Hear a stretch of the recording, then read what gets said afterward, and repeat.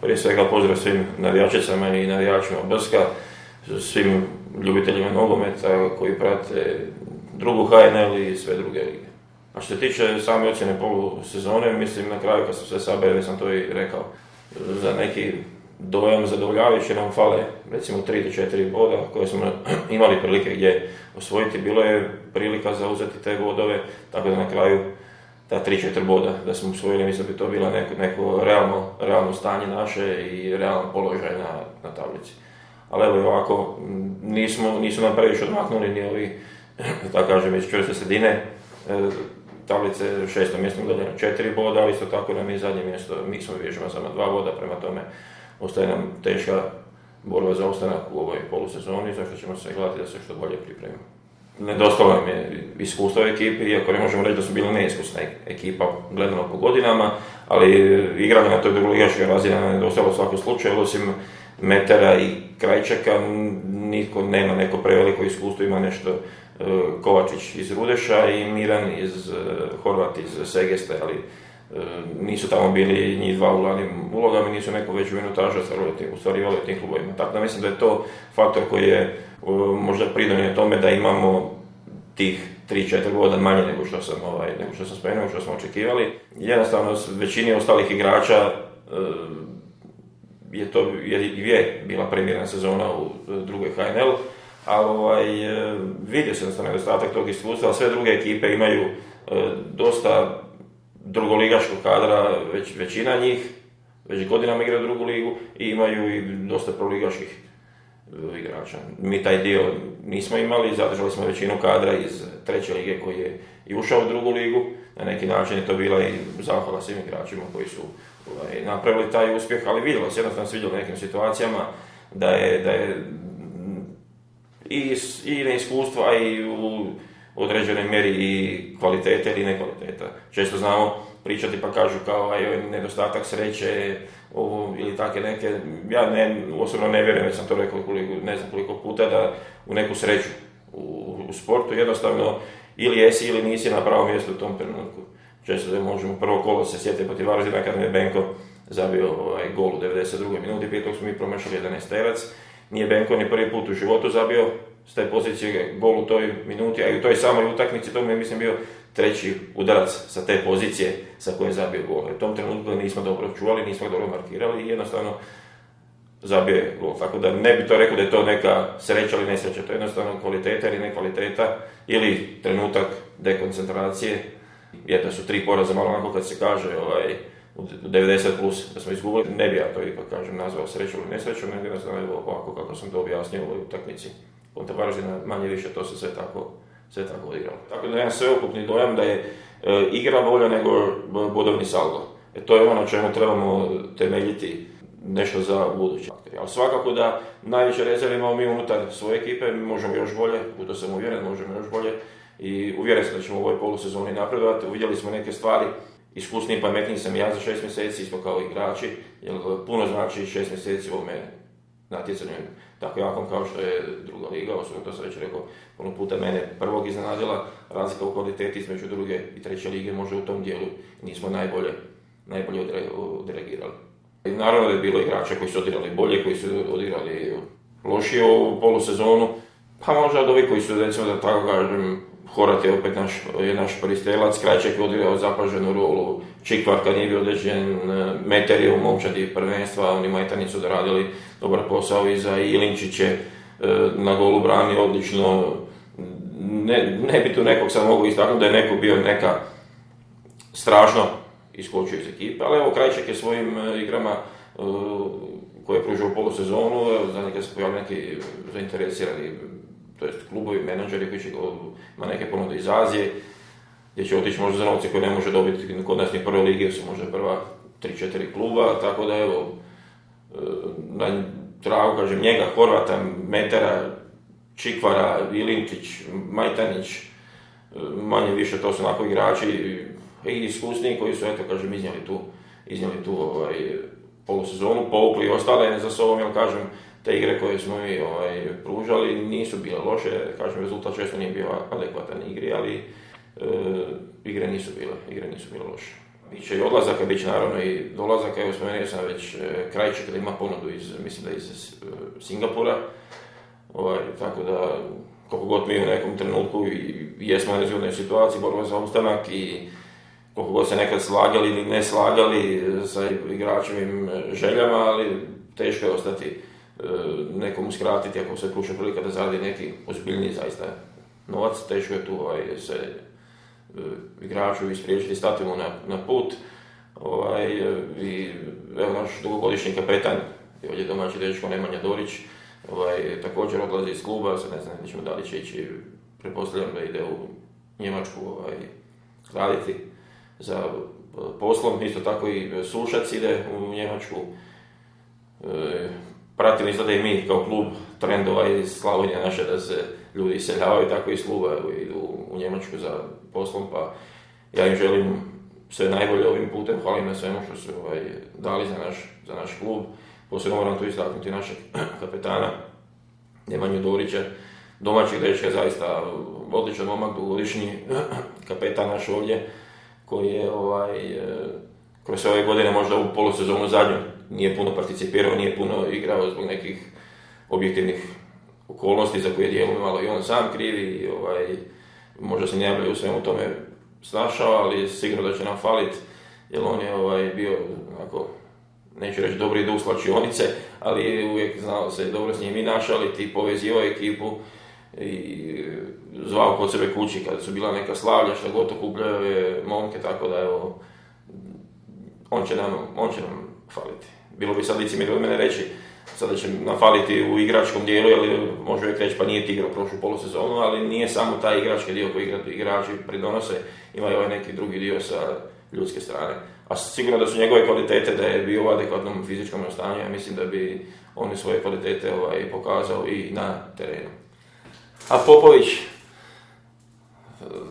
njega smatram zaista ponajboljim, ako ne i najboljim napadačem u Slavoniji i Baranji, kad bi on bio u optimalnoj formi, kad bi bio u onome stanju kakvom bi trebao biti, u kakvom je bio kad je igrao prvu ligu u Bosni za mladu reprezentaciju i sve. Znači, zaista se radi o jednom igraču klasnom, kakvih nema puno, ali nažalost on u takvom fizičkom stanju došao, još se doveo donekle u neko solidno stanje da može odigrati. I ono što je odigrao, on je to zaista odigrao sa srcem, dao je sve od sebe koliko je mogao, na kraju je imao 2 direktne asistencije za gol,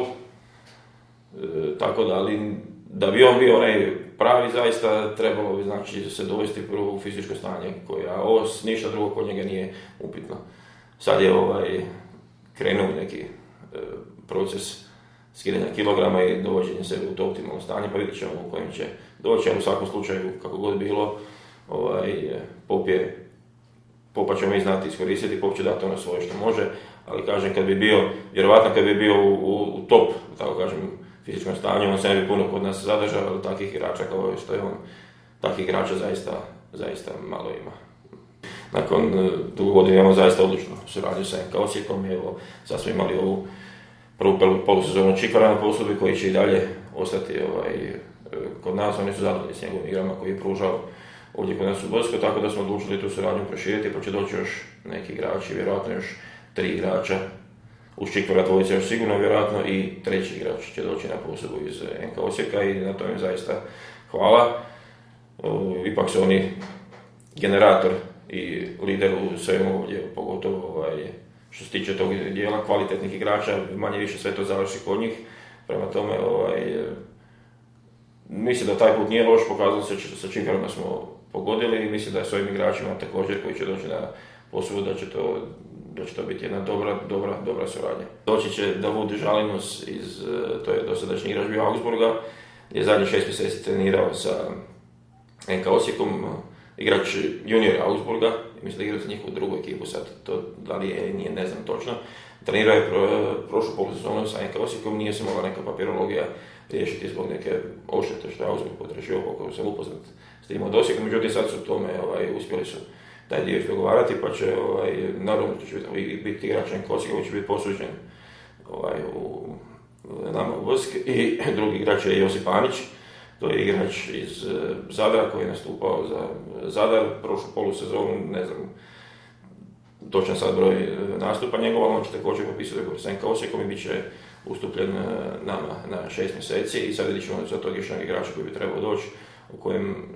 će se igraču raditi, ali to je evo kad oni danas kreću u pripreme, pa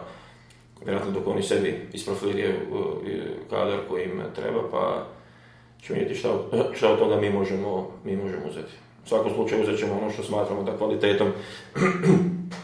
zadovoljava razinu druge lige i što može nama pomoći. Znači ne uzimamo igrače na poslugu da bi samo popunili broj ljudi. Biće igrača na probi, bit će jedan igrač iz Japana dolazi, jedan igrač iz Koreje bi trebao doći na probu i vidjet ćemo možda li možemo dovesti na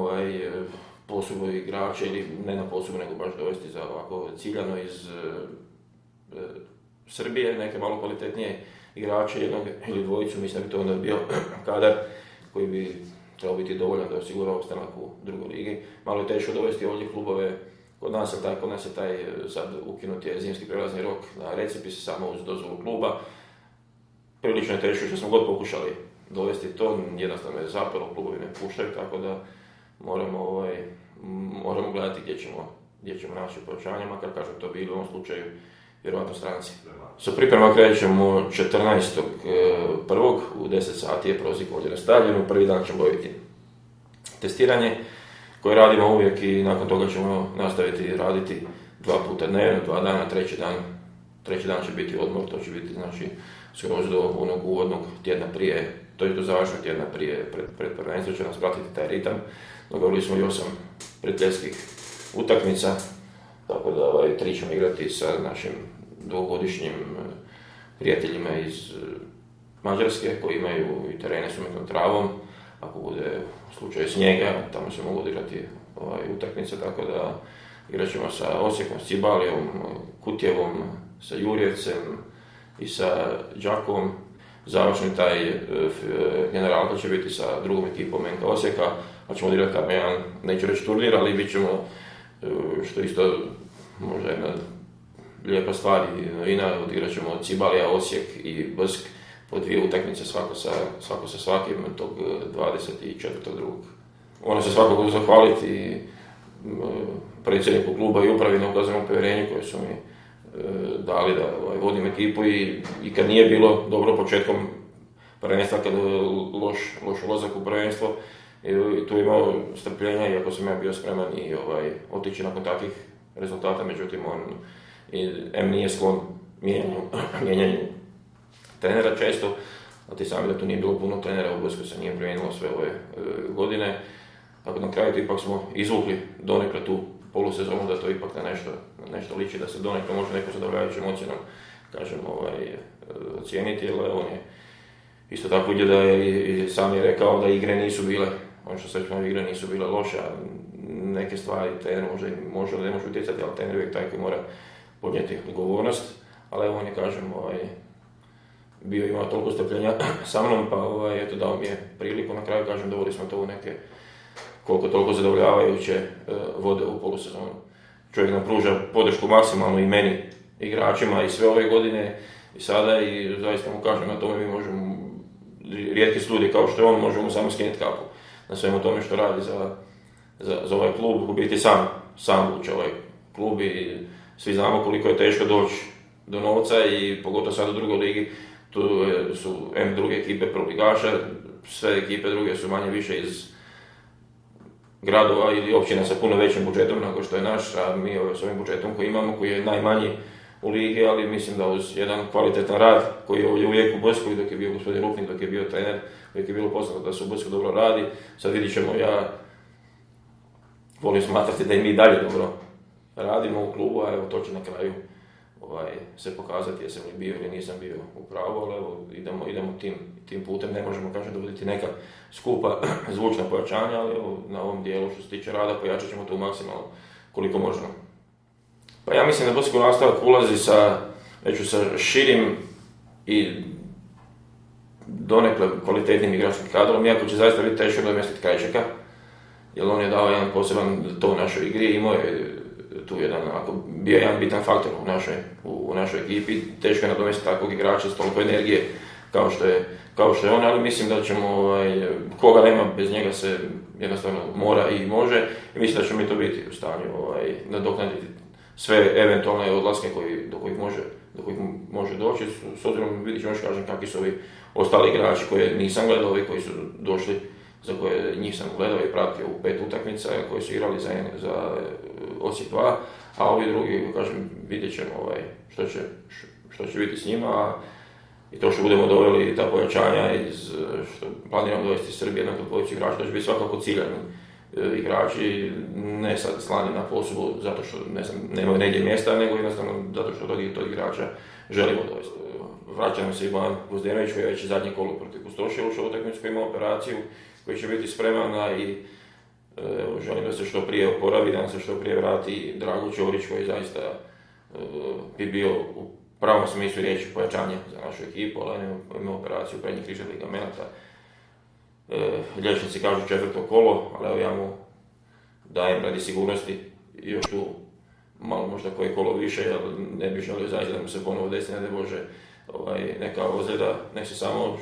oporavi i nek nam se vrati 100% spreman, jer on spada zaista u kategoriju pojačanja u drugoj ligi.